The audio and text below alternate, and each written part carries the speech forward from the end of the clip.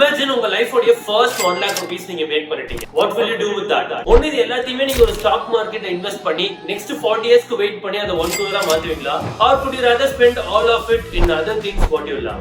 Well, I am not really sure about you, but most of the people இந்த 1 lakh உங்க கையில வர்றதுக்கு முன்னாடியே இதுக்கு ஒரு ஐபோன் and then ஒரு ட்ரிப் கண்டிப்பா பிளான் பண்ணிட்டு இருப்பாங்க. இதுக்கு ஒரு ரியல் டைம் எக்ஸாம்பிள் சொல்றேன். என் ஃப்ரெண்ட் ஒருத்தவன் அவன் 17 ஏஜ்லயே ஒரு அன்கன்வென்ஷனல் ஜாப் மூலமா மந்த்லி 30k மேக் பண்ணிட்டு இருந்தான், which is appreciable.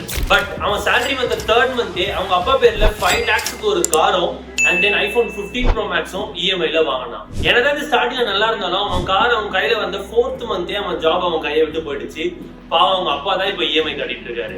See, parties and buying fancy things might be cool, but it is considered as the very poor financial choice. But what can I say? Bad decision gives you good stories and good stories fuel your hard work more than anything in your life. And the moral of the story is நீங்க spend பண்ற மணி எல்லாமே எதுல இருக்கணும் அப்படின்னா which gives you the kick to come back and work again hard. And again நீங்க earn பண்ற அந்த first 1 lakh என்ன பண்ணுவீங்க அப்படின்னு கமெண்ட்ல லீவ் பண்ணுங்க.